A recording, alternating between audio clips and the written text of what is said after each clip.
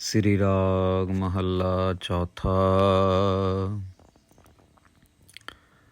तीजै पहरै रहन कै वन जारिया मित्रा, मन लागा आल जंजाल। धन धन श्री गुरु रामदास जी महाराज आगे कृपा करते हैं, दया करते हैं। तीसरे पहरे के बारे में बता रहे हैं साध संगत जी की। हमारा जो जीवन का तीसरा जो चरण है, जिसे जवानी भी कह देते हैं, अच्छी उम्र भी कह देते हैं, पक्की उम्र भी कह देते हैं, उसके अंदर महाराज कह रहे हैं कि जैसे तेरा तीसरा पहर शुरू होता है, मेरे वनजारे मित्र, मेरी है आत्मा जो तू भटकती आ रही है इतनी जूनों से, भटकने के बाद तू ये मनुष्य देही में आई है। मन लगा आल जंजाल, तेरा मन जो है वो भटकता चला जा रहा है, वो आल जंजाल में लगा हुआ है। जैसे कहते हैं ना, आलतू फालतू के काम में लगा रहता है। तेरा जंजाल होता है बेड़ियों में जकड़ा जाना। महाराज कहते हैं कि घर के काम में, बाहर के काम में आल जंजाल में तेरा मन जो है वो टिक गया है, तेरा मन जो है वो अटक गया है। धन चितवै धन संचवै वन जारिया मित्रा, हर नामा हर ना समाल। साध संगत जी, हम सब गृहस्थी लोग हैं और अक्सर गृहस्थियों की जो जीवन है वो चिंतों फिक्रों में निकलता रहता है। कभी बच्चे का जन्म हो रहा है, कभी बच्चे की स्कूल की फ़ीस है, कभी पढ़ाई है, कभी कपड़े हैं, कभी परिवार है, कभी किसी का शादी ब्याह है, किसी को तोहफ़ा देना है, किसी की शादी पे जाना है। कईयों के पास शादी पे जाने के लिए भी पैसे नहीं होते। कई लोग करोड़ों रुपए शादी में वैसे ही उड़ा देते हैं। तो हम क्योंकि गृहस्थी लोग हैं, महाराज कह रहे हैं कि तेरा चित्त तो लगना था नाम के साथ, लेकिन तेरा चित्त लग गया धन के साथ। धन चितवै धन संचवै, संचय मतलब इकट्ठा करना। एक तो तू धन के बारे में सोचता रहता है और तू धन के बारे में सोचते सोचते धन इकट्ठा करते रहता है। जॉब लगी नहीं होती, लेकिन हमें पहले मन में आ जाता है कि भैया हम सेविंग कैसे करेंगे, हम बचाएंगे कितना, हम ये कैसे करेंगे, वो कैसे करेंगे।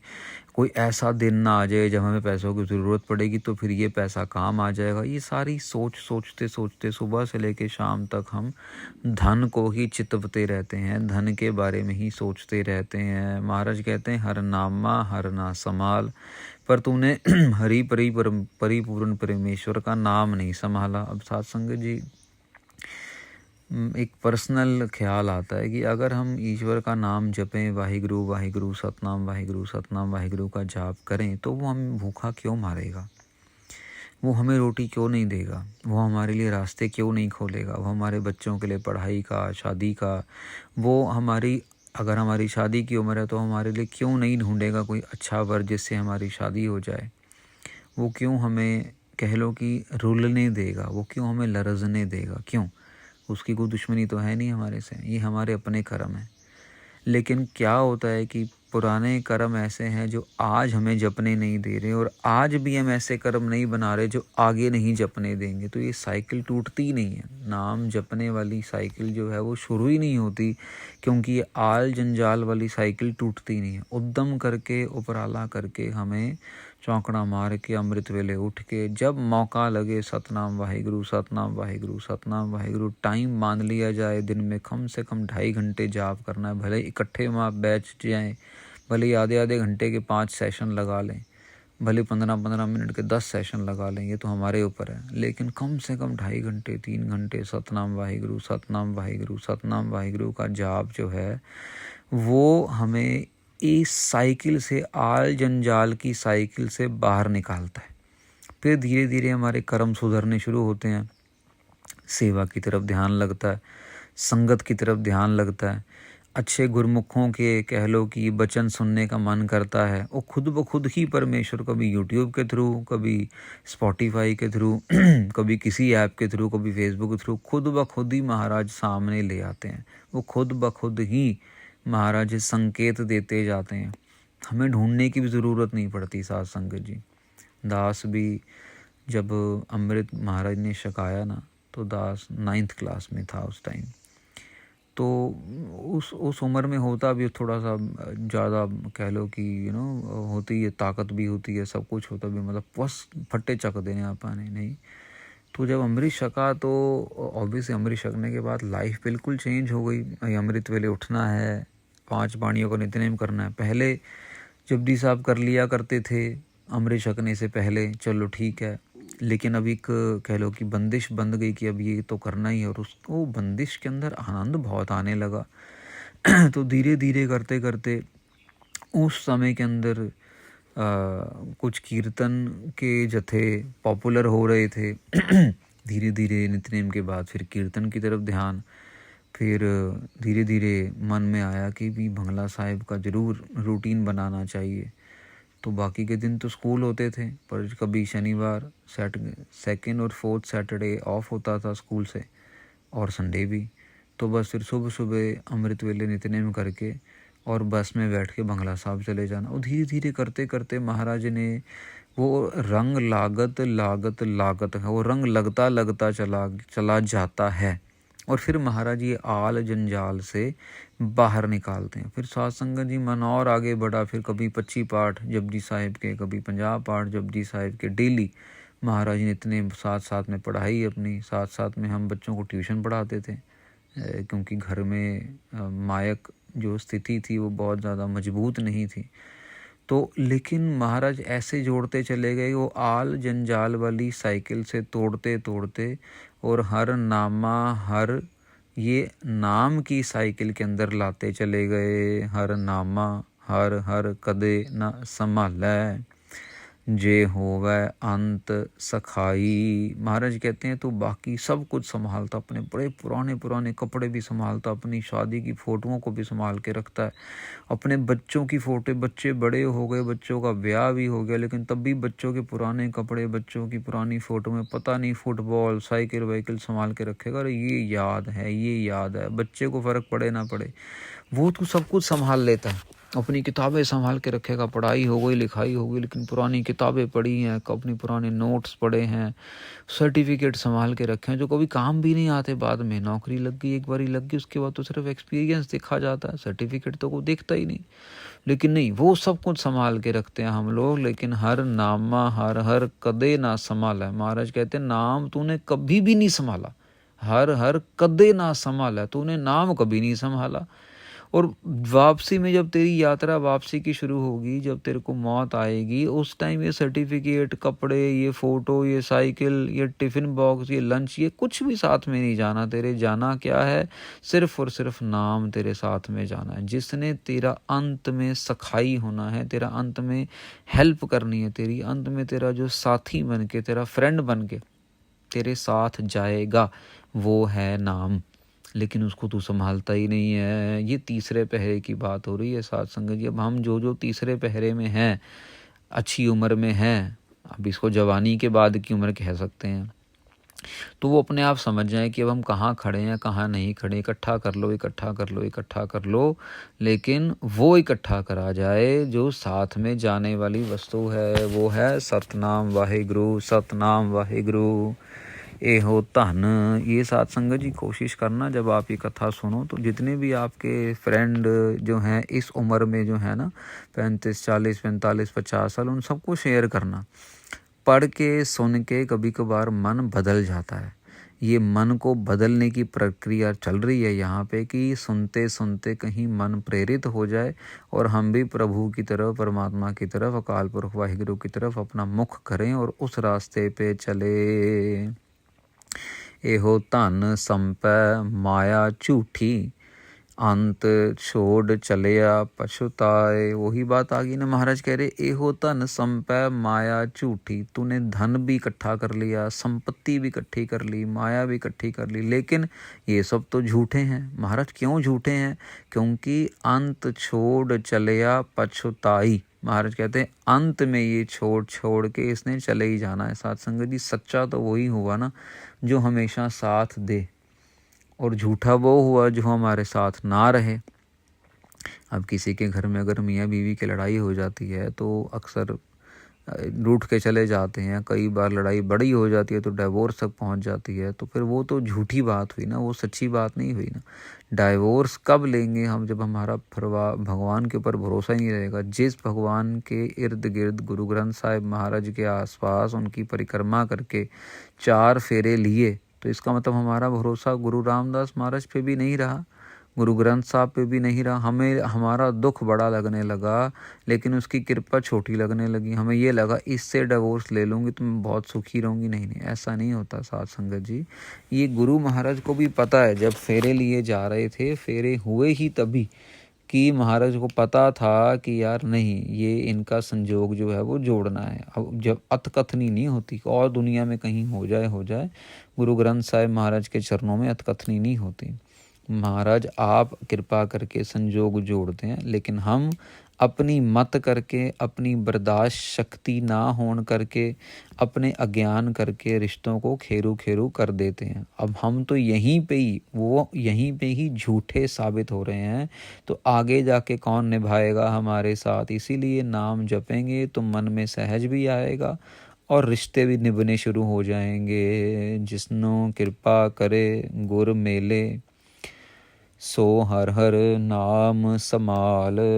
महाराज कहते हैं जिसके ऊपर कृपा करते हैं परिपूर्ण कार पुरख वाहिगुरु जी, उसको गुरु से मिला देते हैं। जैसे अभी हम ये सब कथा विचार सुन रहे हैं, सो हर हर नाम समाल, वो है फिर जो हरि का नाम संभालता है। देखो यहाँ पे 2 बारी आ रहा है, जहाँ पर भी महाराज ने बोला है ना, वहाँ पे 2 बारी आ रहा है। पहले आया हर नामा हर हर कदे ना संभाला है, फिर अब दोबारा भी महाराज कह रहे हैं, 2 बारी कह रहे हैं यहाँ पे कि सो हर हर नाम संभाल। जिसके ऊपर कृपा कर देते हैं वो हरि का नाम संभालता है। ये 2 बारी इस लोक में भी और परलोक में भी। ये वाला लोक भी सुहेला हो जाता है और परलोक भी सुहेला हो जाता है। कहो नानक तीजै पहरै प्राणी, से जाए मिले हर नाल।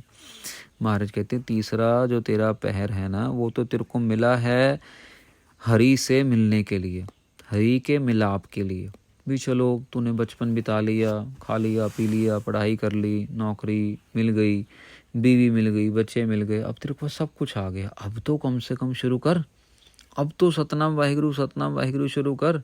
अभी कितना लालच करता रहेगा, कितना इकट्ठा करता रहेगा। कब तेरे को समझ आएगा कि अमृत वेला भी संभालना है, कब तेरे को समझ आएगा कि मैं सेवा भी करनी है, कब तेरे को समझ आएगा कि ये पैसा अपनी जेब में अपने बैंक में इकट्ठा करके कोई तेरे को ईश्वर की खुशी नहीं मिलने वाली, तेरे को खुशी मिलेगी बल्कि ये माया को संगत की सेवा में लगा के, ये माया को संगत में डाल के, ये माया से किसी भूखे का पेट भर के, ये माया से किसी कोई अगर बेसहारा है उसको सहारा दे के, ये माया के ज़रिए किसी को नौकरी लगवा के, किसी का बिजनेस शुरू करवा के, ये माया तेरी तब सफली होगी। बैंक में पड़े पड़े तो इसकी कोई सफली नहीं। एक वैसे महापुरुषों के आपको भजन भी बताते हैं साथ संगत जी। एक बारी संतों महापुरुषों के साथ छोटी उम्र थी, बैठने का मौका मिला, तो उस टाइम हम बस मतलब समझ लो कि मेरी नौकरी लगी थी, अभी पहली नौकरी, तो महापुरुषों के साथ बैठने का मौका मिला। तो महापुरुषों की रमज़ें वही समझते हैं साथ संगत जी। यहाँ पे यूपी में ना, दिल्ली में, दिल्ली से थोड़ा सा दूर बुलंदशहर करके एक जगह है, मैंने पहले भी कई बार जिक्र किया है महापुरुषों का। तो वो बैठे बैठे मुस्कुरा रहे, हम लोग को उन्होंने चाय पिलाई, 4-5 हम सिंह थे, तो वो एक चारपाई पे वो बैठे थे और दूसरी चारपाई पे सिंह बैठे थे। मैं महापुरुषों वाली चारपाई पे ही मेरे को बिठा लिया था उन्होंने। मेरी उम्र छोटी होने करके, हाइट छोटी होने करके, पतला सा शरीर, तो उन्होंने जगह मेरे को दी, तो यहाँ बैठ जा। वो हम सब चाय पी रहे हैं और वो अपना मुस्कुरा रहे हैं, और मुस्कुराते अब हम तो मतलब नहीं सोच सकते कि क्या बात करेंगे क्या नहीं करेंगे। तो उन्होंने खुद बात शुरू की, कहते कि हो मुस्कुरा रहे हैं, तो कहते हो बड़े बड़े कह लो कि उदास हैं बड़े। तो मेरी समझ में ना आई, क्योंकि हम सब तो मतलब बस स्माइल कर रहे थे, चाय पी रहे थे, इसी बात की बड़ी खुशी थी कि महापुरुष दर्शन दे रहे हैं। और महापुरुषों की उम्र तकरीबन 180 साल की हुई साध संगत जी। बहुत बली अमृतधारी महापुरुष, दुमाला सजाना उन्होंने।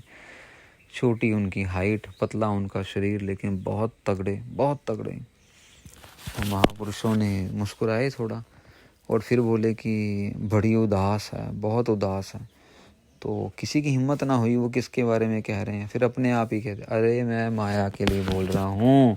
बैंक में भरी जाते हैं, वो बेचारी माया भी उदास हुई जा रही है। अरे भैया मेरे को कुछ खर्च कर लो, मेरे से कुछ काम करवा लो, मेरे से कोई मकान बनवा लो, कोई सड़क बनवा लो, किसी का भला कर लो। क्या मुझे यहाँ पे बैंक में बंद करके रखा है, लॉकर में बंद करके रखा है, अपने बिस्तरे के नीचे रखा हुआ है, मेरे को क्यों बंद करके रखा है। माया भी जो है वहाँ पे उदास सी हुई पड़ी है। तो एक कह लो कि व्यंग कस रहे थे उन लोगों के ऊपर जो माया को अपनी मुट्ठी में बंद करके रख के और उसका सही इस्तेमाल नहीं करते हैं।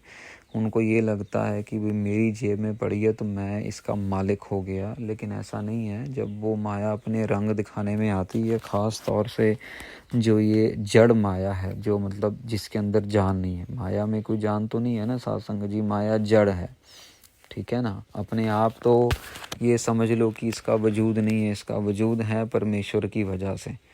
तो ये अपने आप तो है नहीं, परमेश्वर ने बनाया है इसे, इसीलिए ये जड़ है, इन्हें चले जाना है। तो महापुरुष भी यही उस टाइम समझा रहे थे कि भैया अपने पास इकट्ठी करने वाली वृत्ति नहीं बनानी। ये बच्चे थे, हम छोटे थे, तो हमें ज्ञान दे रहे थे उस समय में। तो आगे महाराज कहते हैं, कहो नानक तीसरे पहरे के अंदर नाम को संभालना है, चौथे पहरे रैन के बन जा रहा मित्रा, हर चलन वेला आदि।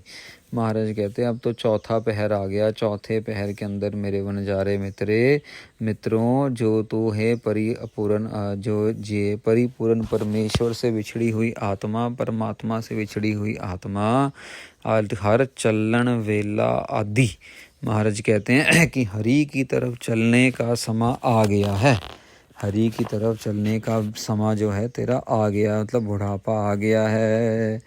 कर से वो पूरा सतगुरु बन जा रहा मित्रा, सब चली रहन बेहादी। महाराज अब देखो ये बिल्कुल जो है इंस्ट्रक्शनल पद है कि तीसरा शब्द हो गया ना ये पहरे के ऊपर। तो यहाँ पे महाराज पूरा इंस्ट्रक्शन दे रहे हैं कि भाई अब जो चौथे पहर के अंदर तेरे को और कुछ नहीं करना है, कर से वो पूरा सतगुरु बन जा रहा मित्र, पूरे गुरु की सेवा कर, सब चली रैन बेहादी। तेरी रात निकली जा रही है, तेरी जो जिंदगी रूपी रात है, जो तू तेरी जिंदगी एक रात है, एक दिन रूप है, एक रात रूप है।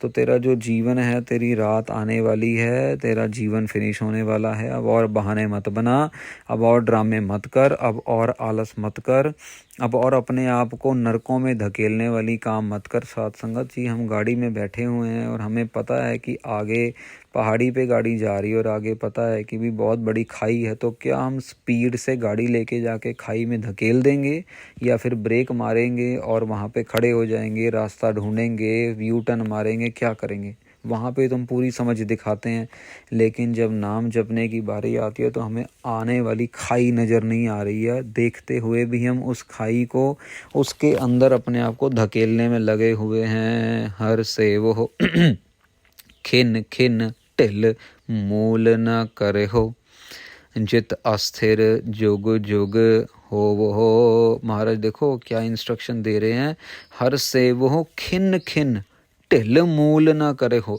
एक खिन भी हमारा जो है ढिल नहीं होनी चाहिए, हमारी ढिलाई नहीं होनी चाहिए, हमारी आलस नहीं होना चाहिए कि हम बिल्कुल भी देर ना करें, मूल ना करे हो, देर नहीं करनी बिल्कुल भी। जित अस्थिर जुग जुग हो वो हो। महाराज कह रहे हैं कि अगर तुमने अस्थिर होना है, अगर तुमने बिल्कुल परमात्मा के अंदर लीन होना है, परमात्मा अस्थिर है ना साथ संगत जी, कहीं आ नहीं सकता, कहीं जाता नहीं है। आ जा सकता है लेकिन आता जाता है नहीं, उसके अंदर इतनी पावर, उसको ज़रूरत ही नहीं है कहीं आने जाने की।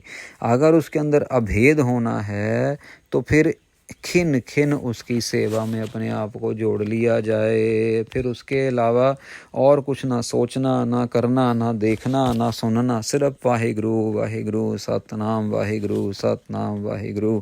बस पकड़ लो, कोई ना कोई टारगेट रख लिया अपना, कोई 21 पाठ जपजी साहब के, 25 पाठ चौपई साहब के, 5 पाठ सुखमनी साहब के, डेली सहज पाठ, कम से कम ज़्यादा नहीं तो 10 15 20 अंग महाराज के डेली। बस अपने आप को जोड़ के रखना है। खाया पिया, कोई बच्चों की कोई सेवा करनी है, फटाफट करके उसके बाद फिर गुटखा सा पकड़ के फिर बैठ गए, फिर माला पकड़ के फिर बैठ गए, फिर हैरस लगा लिया, फिर अगर कपड़े प्रेस करने हैं, इस्त्री करनी है, कपड़े धोने हैं, कुछ करना है, साथ में सतनाम वाहिगुरु, सतनाम वाहिगुरु, सतनाम वाहिगुरु करते ही रहे। 24 घंटे काम करते करते भी, आराम करते करते भी, नहाते धोते हुए, जाप करते करते, प्रसादा बनाना है, प्रसादा खाना है, 24 घंटे सतनाम वाहिगुरु, सतनाम वाहिगुरु। ये है साध संगत जी महाराज की पंक्ति का मीनिंग। हर सेव हो खिन खिन टिल, मूल ना करे हो। वे एक खिन के लिए भी, हम जब अपनी आंख झपकते हैं ना, उसको कहते हैं खिन। महाराज कहते हैं वो एक छोटे छोटे खिन के लिए भी हमें भूलना नहीं है। हर सेती सद मानो रलिया, जन्म मरण दुख खोवो हो। महाराज कहते हैं जन्म और मरण का जो दुख है ना, गर्भ में आने का, ये ख़त्म हो जाता है और परमेश्वर अकाल पुरख वाहिगुरु जी के साथ हम आनंद मानते हैं। हर सेती सद मानो रलिया, रलिया मतलब आनंद मानते हैं।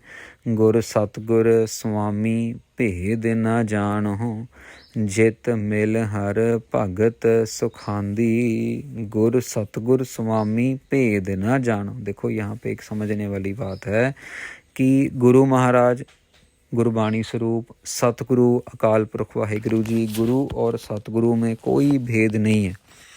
ऐसी पंक्तियाँ गुरबाणी में और भी आई हैं जहाँ पे महाराज खुद ये कह रहे हैं कि अकाल पुरख वाहिगुरु जी में और सतगुरु जी में कोई फ़र्क नहीं है, रत्ती फ़र्क भी नहीं है। जित मिल हर भगत सुखांदी, जिनसे मिलके हरि की भगत का सुख मिलता है, परमेश्वर की भक्ति का सुख मिलता है। साध संगत जी जो कथा सुनते सुनते थोड़ा बहुत अभ्यास करते हैं, उनको समझ आ रहा होगा कि क्या कह रहे हैं। और जिन्होंने अभी तक नहीं शुरू किया ना, उन तक ज़रूर ये पहुँचाएँ। कहीं ना कहीं ज़रूर कथा जो है ना, आप सुन के ज़रूर कम से कम 10 15 20 25 लोगों तक ज़रूर शेयर कीजिए। कुछ नहीं पता, आपका एक शेयर किसी का मन कभी उदास होगा तो वो ज़रूर सुन लेगा। आप ये मत सोचिए यार ये सुनता होगा, नहीं सुनता होगा, इसको क्या पता, ये तो पता नहीं कितना पापी बंदा है। अरे नहीं नहीं नहीं, ऐसा नहीं सोचना। हमने अपने मन में किसी के लिए जजमेंट नहीं रखनी है। बस आप अपना कर्म करो और उसके बाद परिपूर्ण परमेश्वर पे छोड़ दो। आप जितना ज़्यादा आगे शेयर करते जाओगे, कहीं ना कहीं किसी ना किसी का कोई ना कोई दुख जो है ना, वो उसको इस कथा तक पहुंचा देगा। उसको कोई ना कोई रास्ता मिल जाएगा, ये कथा से मिले, किसी और से मिले, लेकिन कुछ ना कुछ रास्ते जो हैं वो खुल ही जाते हैं साध संगत जी। तो ज़रूर आप इतनी मदद करो लोगों की कि कोई टूटा हुआ कहीं जुड़ जाए और उसको भी भक्ति का सुख मिले। कहो नानक प्राणी चौथे पहरे सफलियो, रैन भगतां दी। महाराज कहते हैं चौथे पहरे के अंदर जो है सारी की सारी जो रात है वो सुखी किसकी होती है, वो होती है भगत जनों की। सफल किसकी होती है, भगत जनों की रात जो है वो सफल होती है। साध संगत जी जो भक्ति, इसका मतलब ये भी है कि जो भक्ति नहीं करते उनकी रात जो है वो सफली नहीं होती। रात मतलब ये जीवन की रात, ये जीवन जो जब मौत आने वाली है तो वो सफली नहीं होती। तो यहाँ पे साध संगत जी गुरु रामदास जी महाराज के जो पहरों का शब्द है वो समाप्त होता है।